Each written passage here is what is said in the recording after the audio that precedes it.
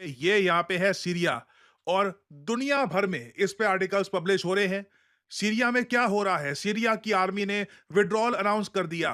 Russia ने Aleppo, जो Syria का शहर है अलेप्पो, इस पर बॉम्बिंग करनी स्टार्ट कर दी है। इजराइल को समझ नहीं आ रहा कि क्या करे, किसका साथ दे। टर्की ने अचानक से एक ऐसा स्टेप लिया है कि दुनिया भर के इस्लामिक कंट्रीज शॉक्ड हैं। दुनिया एक्सपेक्ट कर रही थी कि टर्की एक्शन लेगा इजराइल के अगेंस्ट, मगर टर्की आज के समय खुल के सपोर्ट कर रहा है उन ग्रुप्स का जो सीरिया को कब्जाना चाहते हैं। सडनली एक नई कॉन्फ्लिक्ट स्टार्ट हो चुकी है जिसका इंपैक्ट पूरी दुनिया पर हो सकता है। ऑब्वियसली आपके माइंड में बहुत सारे सवाल आएंगे कि अचानक से हुआ क्या है, सीरिया इतनी ज्यादा न्यूज में क्यों आ चुका है, ये जो शहर है अलेप्पो, अलेप्पो हर जगह अलेप्पो का मेंशन क्यों किया जा रहा है। बहुत ज्यादा सरल शब्दों में आपको बताता हूं ताकि आप आज के समय जो हो रहा है, जो आज सिचुएशन है, इसको प्रॉपरली समझ पाएं।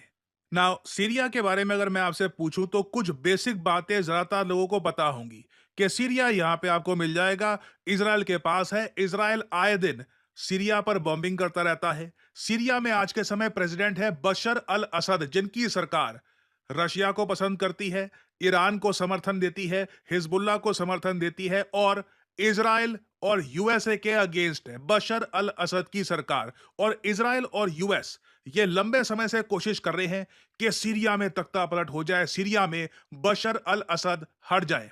नाउ सीरिया का मैप अगर गूगल मैप पे या फिर किसी और इंटरनेशनल वेबसाइट पे आप अगर देखोगे तो ऐसा लगेगा, मगर ये रियलिटी नहीं है। ये सीरिया की जो ग्राउंड रियलिटी है ये आपको नहीं दिखाएगा ये मैप। ग्राउंड रियलिटी सीरिया की ये है। इधर आप देख पाओगे, जो ये लाल पार्ट आप देख पा रहे हैं, ये वो इलाका है जो आज के समय बशर अल असद के अंडर आता है। अब आप यहां पे कहोगे वेट, ये इतना सारा जो ये पार्ट है, येलो रीजन, ग्रीन रीजन, ये क्या बशर अल असद के हाथ से निकल चुका है? तो मैं कहूंगा हाँ बिल्कुल। सीरिया एक ऐसा देश है जो कभी भी टूट के बिखर सकता है। ऑलरेडी आप कह सकते हैं टूटा हुआ है और पश्चिमी देश वेट कर रहे हैं कि कब सीरिया, ये बड़ा देश, बस टूट जाए और उसमें से कई कंट्रीज निकलेंगे। कुछ कंट्रीज प्रो यूएस होंगे, प्रो टर्की होंगे, कुछ प्रो ईरान होंगे। और अभी रिसेंटली क्या हुआ है ना, एक बार जो ये मैप है ना, इसमें मैं चाहता हूं जो मेन पार्टीज हैं ये समझ लो। जो ये येलो वाला पार्ट है ना, ये तो हो गया autonomous administration of north and eastern Syria. इन लोगों ने अलग से ये एरिया कब्जा रखा है और ये कहते हैं कि ये अलग से अपना एक देश बनाएंगे यहां पर, ठीक है। फिर जो ग्रीन पार्ट है ऊपर, ये है सीरिया इंटरिम गवर्नमेंट का, ये अलग लोग हैं। ये जो भी लाल के अलावा जो भी आपको कलर दिख रहे हैं ना, ये सारी वो पार्टियां हैं जो इस आदमी बशर अल असद को हटाना चाहती हैं और चाहती हैं कि यहां पे इनकी खुद की सरकार बन जाए जो ऑब्वियसली प्रो यूएस होगी। इस सब में टर्की भी यूएसए का साथ दे रहा है। इसराइल और टर्की सीरिया के मामले में काफी हद तक इकट्ठा आ चुके हैं। वैसे दोनों कंट्रीज के बीच में बहुत सारे डिफरेंसेस हैं, मगर आप खुद सोच लीजिए, टर्की के लिए काफी फायदेमंद होगा अगर ये बहुत बड़ा देश सीरिया टूट के बिखर जाए। टर्की विस्तार कर सकता है, बहुत सारा एरिया सीरिया का टर्की अपने अंडर ले सकता है। और साथ ही साथ सीरिया में कई ग्रुप्स हैं जो टर्की को डिस्टेबलाइज करना चाहते हैं, टर्की उनको भी खत्म कर सकता है। यूएसए के लिए बहुत फायदेमंद होगा कि सीरिया में से ये आदमी बशर अल असद हट जाए, क्योंकि बशर अल असद के बहुत अच्छे रिलेशंस हैं व्लादिमीर पुतिन के साथ। बशर अल असद की सरकार ने पुतिन को सीरिया में, इस इलाके में, मेडिटेरेनियन में बहुत सारे मिलिट्री बेस बनाने की अनुमति दे दी है। और रशिया, मैं आपको बता दूं, सब कुछ करेगा बशर अल असद को बचाने के लिए। जब बराक ओबामा यूएसए के प्रेसिडेंट थे तब अपने कार्यकाल के आखिरी कुछ सालों में ओबामा ने ऑलमोस्ट मन बना ही लिया था कि ये सीरिया को अटैक करेंगे। लास्ट मोमेंट पर रशियन मिलिट्री ने एंट्री ले ली और इन्होंने बशर अल असद की सरकार को गिरने से बचा लिया, नहीं तो यूएस एक बड़ा अटैक करने वाला था सीरिया पर। और उस वक्त बशर अल असद ने ऑन रिकॉर्ड कहा था, यहां पे आप देख पाओगे, ये आर्टिकल अल जजीरा का 2017 का है। Syrian president Asad thanked his Russian counterpart Putin for saving his country. Literally मैं आपको बता दूं, यूएसए सीरिया पर इतनी हैवी बॉम्बिंग करता कि इस देश का हाल अफगानिस्तान जैसा हो सकता था। व्लादिमीर पुतिन ने बशर अल असद की सरकार को बचा लिया। नाउ अब आप समझ पा रहे होगे, मेन गेम है कि जो लाल पार्ट है ना मैप में, ये वाला हिस्सा यहां पर, जो ये लाल हिस्सा है जो आज भी सीरिया की सरकार के पास है, इसे कैसे भी करके यूएस, इजराइल और इवन टर्की कम करना चाहते हैं। नाउ टर्की देखिए सीरिया के इशू को लेकर काफी शांत था, मगर अचानक से जो प्रो टर्की फोर्सेस है, प्राइमरली सीरियन साल्वेशन आर्मी, ये जो सारे आपको ग्रुप दिख रहे हैं ना, ये सीरिया फ्री आर्मी, ये सब बेसिकली यूएस, इजराइल और टर्की की तरफ है। इन सब ग्रुप्स का चाहे नाम अलग अलग हो, सीरिया को देखकर लोग कॉम्प्लिकेट कर देते हैं कि देखिए ये ग्रुप शुरू हुआ था 2015 में, 2017 में। हर ग्रुप की अलग एक आइडियोलॉजी है। कोई ग्रुप कहेगा कि बशर अल असद के हटने के बाद हम राज करेंगे, कोई कहता है कोई और राज करेगा। बट सभी जो ये लाल रंग के अलावा बाकी सब जो ये कब्जा कर बैठे हैं ना सीरिया, सबका एक मकसद ये है कि इस आदमी को यहां से हटाना है और obviously Russian military bases Syria से खत्म कर देने हैं। ये ग्रैंड जियोपॉलिटिकल गेम चल रही है इन सीरिया। नाउ टर्की से लोगों को उम्मीद क्या थी? इस्लामिक कंट्रीज ये उम्मीद कर रहे थे कि इजराइल जो आज के समय गाजा में कर रहा है ना, ये सब रोकने के लिए एर्दोआन कुछ कर देंगे, कुछ बड़ा कर देंगे, इजराइल के अगेंस्ट अटैक कर देंगे या कुछ कर देंगे। ऐसी स्टेटमेंट्स भी एर्दोआन ने दी थी कि वॉर हो जाएगी हमारी इजराइल के साथ, इजराइल को हम छोड़ेंगे नहीं।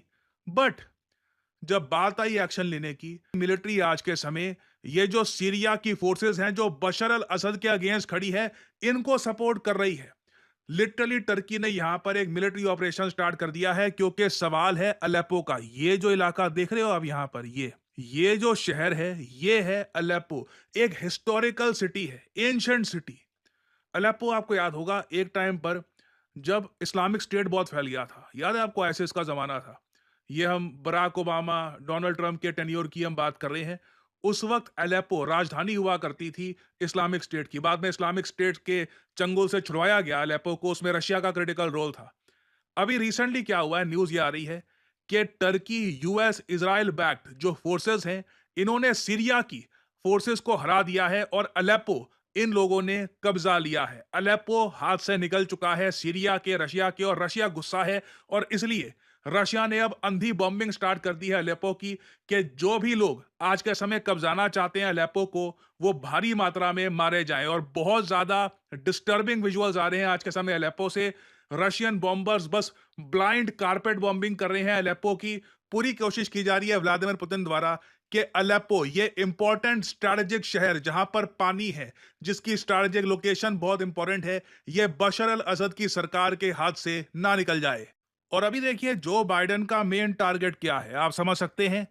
जनवरी 2025 से पहले सीरिया में तख्ता पलट करना। जो आज के समय प्रो यूएस फोर्सेस हैं, जो प्रो टर्किश यहाँ पे ग्रुप्स हैं, जिनको सीरिया काफी बार कहता है ये लोग आतंकवादी हैं, ये लोग आज के समय पूरी कोशिश कर रहे हैं कि दमास्कस, जो सीरिया की राजधानी है, वहां पर कहीं से घुस जाए और कुछ तख्ता पलट हो जाए।